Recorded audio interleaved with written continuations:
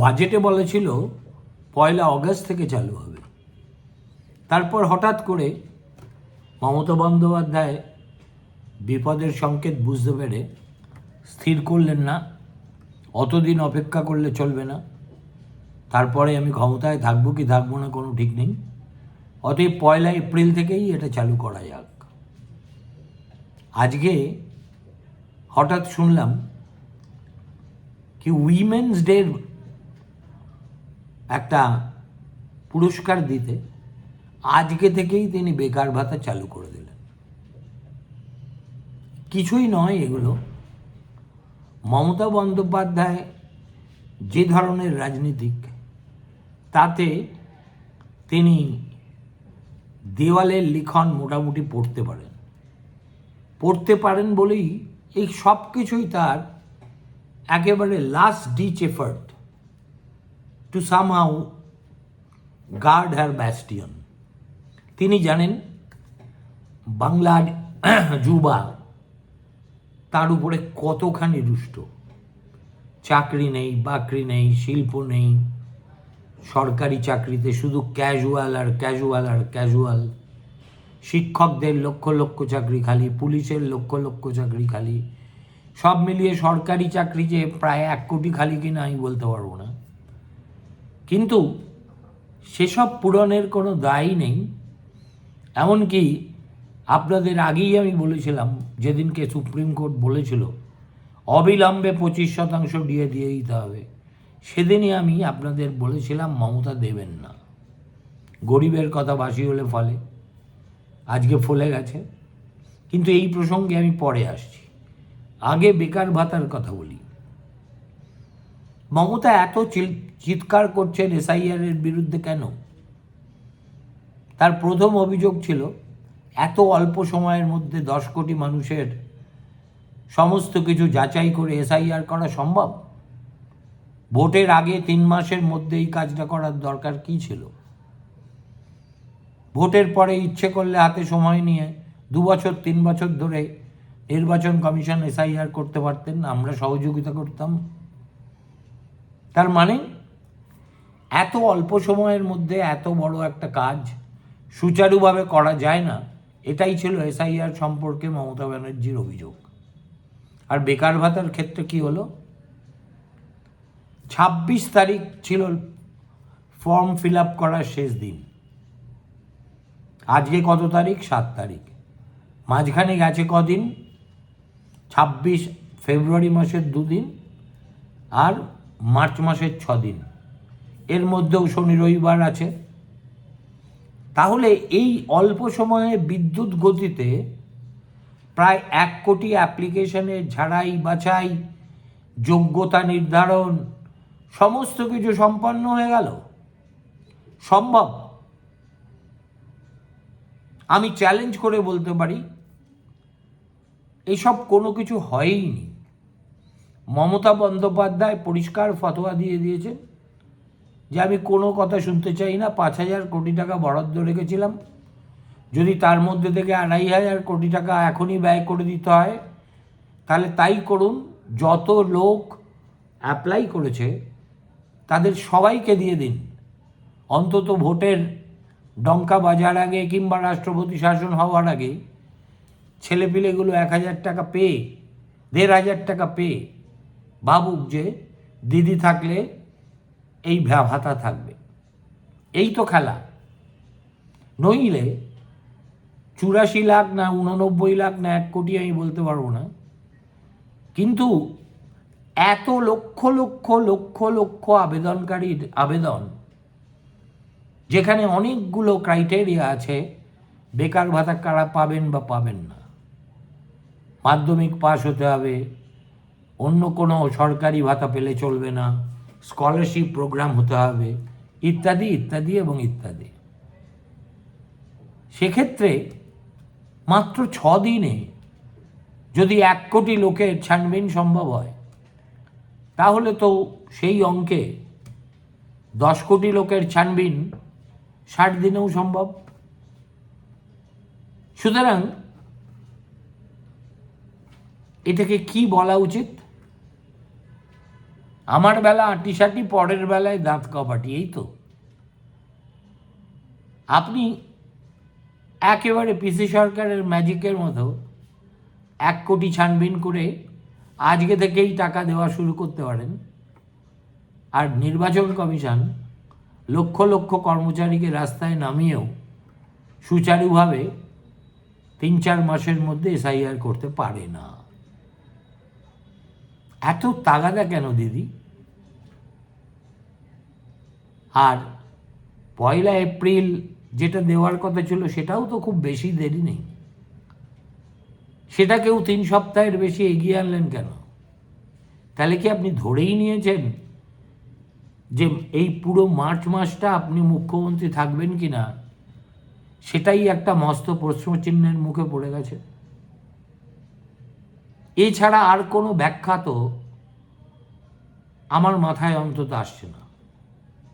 When a government is in such splitting hurry to disburse the amount without going through proper screening, সেই সরকার ভূতগ্রস্ত এই সিদ্ধান্তে আসা ছাড়া অন্য কোনো কথা ভাবাই সম্ভব না। এখন মুশকিল হয়েছে যে এই টাকা কারা পাবে, তাদের থেকে কত কাটমানি দিতে হবে, এই সব খবর আমরা আরও কিছুদিন পর থেকেই পেতে শুরু করব। প্রাপকদের ব্যাংক অ্যাকাউন্টেই যাক আর যেখানেই যাক, তাদের তো পাড়ায় থাকতে হয়, সেই পাড়ায় তো টিএমসির লোকেরা আছে, তারা কি ছেড়ে কথা বলবে এই ভোটের বাজারে? কেউ বলবে 200 টাকা দে, কেউ বলবে 250 টাকা, কেউ বলবে 500 টাকা, না দিলেই চমকাবে। সুতরাং আরেকটা ফ্রন্ট দিদিমণি কিন্তু তাড়াহুড়ো করতে গিয়ে ওপেন করে দিলেন। দেখুন, এত কাণ্ডের পরেও এই কাটমানি নেওয়ার লোভ যে তৃণমূলের নেতারা কিছুতেই সংবরণ করতে পারছেন না, সে খবর তো আমরা নিত্য নতুন দৈনন্দিনভাবে দেখছি। আজ ওখানে কাটমানি নিয়েছে তার জন্য বিক্ষোভ, ওখানে কাটমানি দিয়ে ফেরত দেয়নি তার জন্য বিক্ষোভ। সুতরাং এত কোটি কোটি টাকা সরকার ডিসবার্স করবে আর তার থেকে 1 টাকা অংশ টিএমসির নেতাদের পকেটে যাবে না, এটা কল্পনা করাই হচ্ছে একটা অবাস্তব ব্যাপার। কিন্তু আজকে আমাকে মালদার হরিশ্চন্দ্রপুর থেকে একটি ছেলে একটা হোয়াটসঅ্যাপ মেসেজ পাঠিয়েছে অ্যালং উইথ এ ডকুমেন্ট। সেখানে বলা হচ্ছে যে ভোটার তালিকায় যাদের নাম অ্যাডজুডিকেশনে আছে তাদের কাউকে এই ভাতা আপাতত দেওয়া যাবে না। এর মানে কি আমি তো বলতে পারবো না। তার মানে আপনি একদিকে বলছেন গায়ের জোরে লজিক্যাল ডিসক্রিপেন্সির নামে 60 লক্ষ ভোটারকে জীবন অতিষ্ঠ করে দেওয়া হয়েছে, অনিশ্চিত ভবিষ্যতের মধ্যে ফেলে দেওয়া হয়েছে, অন্যদিকে আপনারই সরকার সেই লজিক্যাল ডিসক্রিপেন্সিকে বেদ মেনে বেকার ভাতা ডিস্ট্রিবিউশনের ব্যাপারে জেলার কর্তৃপক্ষকে নিষেধ করছেন। আরে ডক্টর জেকিল অ্যান্ড মিস্টার হাইডও তো এর চাইতে ভালো ছিল।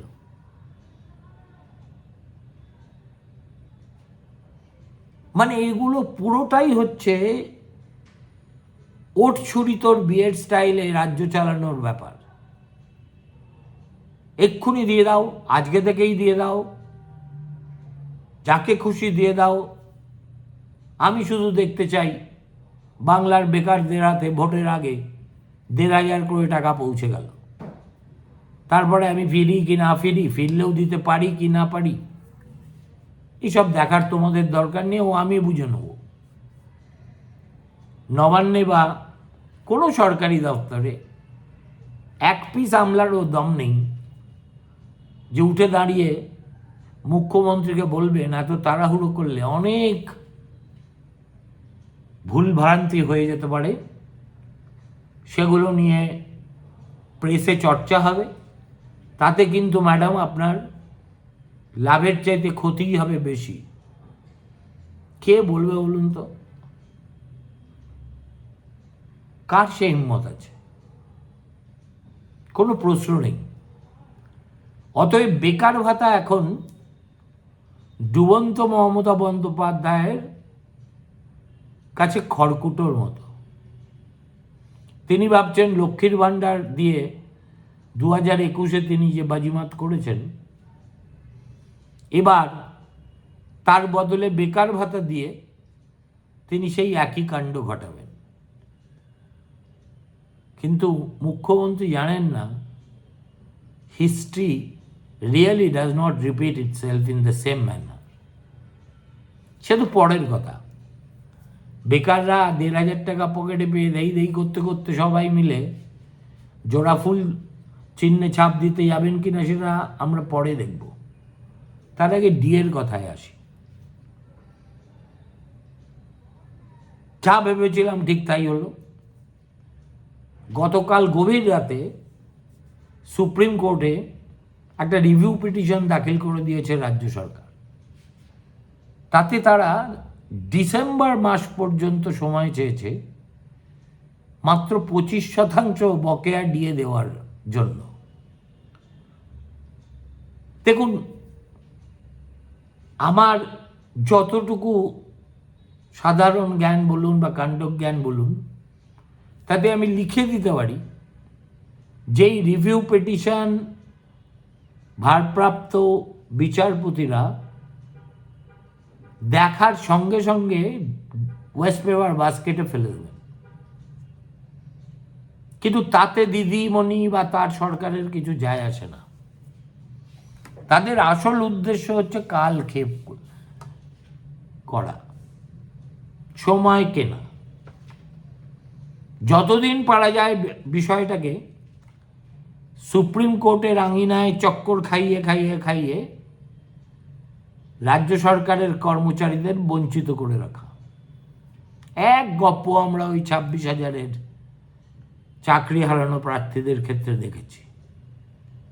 এবার সেই নাটকেরই আবার নতুন করে মঞ্চস্থ হতে দেখছি অন্য একটা বিষয়। তখন ছিল চাকরি, এখন হলো ডিএ। যদি বিচারপতিরা এই রিভিউ পিটিশন দেখে অসম্ভব ক্রুদ্ধ হয়ে এটাকে ডিসমিস করার সঙ্গে সঙ্গে পেনাল প্রভিশন বসিয়ে দেন যে আজকে থেকে 7 দিনের মধ্যে টাকাটা দিতে হবে এবং তদুপরি 5 কোটি টাকা ক্ষতিপূরণ দিতে হবে, এইভাবে আদালতকে বিভ্রান্ত করার জন্য, তাহলে ব্যাপারটা জবরদস্ত হওয়া উচিত।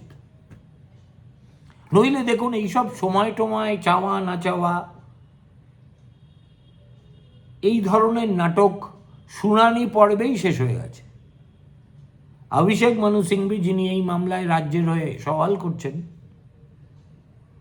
তিনি এই সময়টুকুই চেয়েছিলেন। সেই সময়সীমা তো কবে পার হয়ে গেছে। এমনকি একথাও বলেছিলেন যে আদালত চাইলে 10,000 কোটি টাকা তারা এসক্রো অ্যাকাউন্টে রাখবেন। তখন এসক্রো অ্যাকাউন্টে রাখার মতো টাকা ছিল। আজকে কি সেই টাকা কোথায় চলে গেল? বেকার ভাতা দিতে, নাকি অন্য কোনো খাতে, নাকি সেটাও ছিল ঢপ, এটাও আরো বড় ঢপ? একটা রাজ্য সরকার দেশের সর্বোচ্চ আদালতকে কিভাবে মুরগি করে যা ইচ্ছে তাই করতে পারে, এটাও কিন্তু একটা গিনেস বুক অফ রেকর্ডে যাওয়ার বিষয়। আপনাদের আগেও আমি অসংখ্যবার বলেছি, আজকেও শেষবারের মতো বললাম যে সুপ্রিম কোর্টে কোনো রিভিউ পিটিশন 100টা জমা পড়লে 99.9টা একেবারে প্রথমেই ডাস্টবিনে ফেলে দেওয়া হয়। 0.1% যদি বা বিচারপতিরা সময় বের করে দেখতে পারেন, তাহলেও শুনানি কদাচিৎ, প্রায় কখনোই ওপেন এজলাসে হয় না, যেটা এইদের রিভিউ পিটিশনের ক্ষেত্রেও হয়নি। ওটাকে আউটরাইট খারিজ করে দিয়েছিলেন সঞ্জয় কুমার। কিন্তু এটা বেহায়া, নাই লাজ নাই অপমানের গল্প নয়, এটা অতি ধুরন্ধর, প্রায় শকুনি সুলভ মস্তিষ্কের একটা স্ট্র্যাটেজি, যে স্ট্র্যাটেজির জন্যই রাজ্য সরকার কোটি কোটি টাকা ব্যয় করেন। অবশ্যই এই বুদ্ধি দিয়েছেন রাজ্য সরকারের আইনজীবীরা। তারা বলেছেন, দেখুন আমাদের হাতে দুটো রাস্তা এখনো আছে সময় কেনার। একটা হলো রিভিউ পিটিশন করা, আর সেটা যদি খারিজ হয়ে যায় তখন একটা কিউরেটিভ পিটিশন করব। কিউরেটিভ পিটিশনে কি লেখা থাকবে? লেখা থাকবে, হুজুর আপনারা যে কমিটি নির্বাচন করেছেন, ওই বাকি 75% দিয়ে কখন কবে কিভাবে ডিসবার্সড হবে তা চূড়ান্ত করার জন্য তাতে রাজ্য সরকারের কোনো প্রতিনিধিকে রাখা হয়নি। ফলে আমাদের বিনীত অনুরোধ, যদি রাজ্যের মুখ্য সচিবকে এই কমিটির অন্তর্ভুক্ত করা হয়, সেটাও হবে কিনা কেউ জানে না, হওয়ার কথা নয়। তা যদি হতো তাহলে বিচারপতিরা প্রথম দিনেই মুখ্য সচিবকে রাখতে পারতেন, কিন্তু তাতে আরও কিছুটা সময় নষ্ট করা যাবে। আর কিউরেটিভ পিটিশনের ভাগ্য যতক্ষণে নির্ধারিত হবে ততক্ষণে অনিবার্যভাবে নির্বাচনের নির্ঘণ্ট ঘোষণা হয়ে যাবে, নয় নির্বাচন পিছিয়ে যাবে। এবার বোঝো ঠেলা। দেখুন, আমার সঙ্গে ভাস্কর ঘোষের এই যৌথ সংগ্রাম কমিটির একজন অত্যন্ত দক্ষ, বিচক্ষণ, সৎ নেতা, তার সঙ্গে ঘণ্টাখানেক আমি আলোচনা করেছি। দেখুন, যে রাজ্যে সরকারি কর্মচারীরা ঐক্যবদ্ধ নয়, যারা এই আমাদের বৃহত্তর সমাজের মতোই ভয়ে পঙ্গু হয়ে বসে আছে কিংবা জড়াগ্রস্ত, যাদের কারুর সেন্স অফ কমিউনিটি ফিলিং নেই, আর যেখানে একটা রাজ্য সরকার স্থায়ী চাকরি কার্যত বিলুপ্ত করে দিয়ে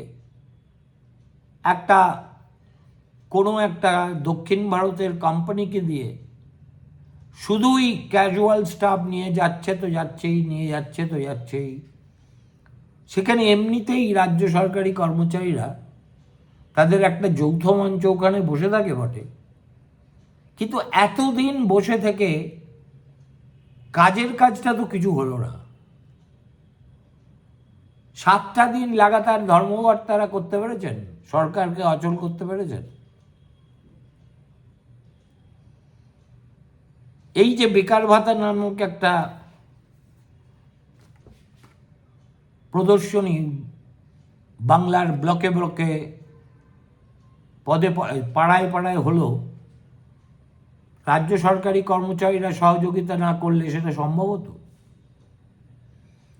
সুতরাং সুপ্রিম কোর্ট বলে দেবে আর তাদের ব্যাংক অ্যাকাউন্টে টাকা ঢুকে যাবে, এই রকম সভ্য ভদ্র সরকারের অধীনে যদি তারা কাজ করতেন তাহলে একরকম কথা ছিল। কিন্তু যেখানে এই সরকারের প্রথম থেকেই বক্তব্য হচ্ছে ডিএ আপনাদের অধিকার নয়, আমাদের ডিসক্রিপশন। যে সরকার একজন চাপরাশি সুলভ অর্থনীতিবিদকে দিয়ে ফাইন্যান্স কমিশনের রিপোর্টে লিখিয়ে নেয় DA is not a matter of right, সেই সরকার যে টাকা দেবে না, ঠেলায় পড়লে গড়িমসি করবে, গড়িমসি করবে, গড়িমসি করবে, এই বোধটুকু যদি রাজ্য সরকারের কর্মচারীদের একটা বৃহদাংশের মনে সঞ্চারিত হতে না পারে এবং তার জন্যে তারা ঐক্যবদ্ধ হয়ে সরকারকে সবক শেখানোর মতো কোনো সিদ্ধান্ত না নিতে পারে, তাহলে যা হওয়ার তাই হচ্ছে। দেখুন, নরম মাটি দেখলে বিড়াল আঁচড় কাটবেই। আপনারা অনেক কথা বলেন, আপনাদের জন্য আমার সহানুভূতিও আছে। মাসের পর মাস ওই মঞ্চে বসে আছেন শীত গ্রীষ্ম বর্ষা উপেক্ষা করে, কিন্তু আন্দোলন করে নিজেদের সংহতির চূড়ান্ত মাত্রায় নিয়ে গিয়ে এই দুর্বিনীত রাজ্য সরকারকে নতজানু করা আপনাদের পক্ষে সম্ভব হলো না, এই সত্যটাও এবার আপনাদের স্বীকার করতেই হবে। নমস্কার, শুভরাত্রি, ভালো থাকবেন।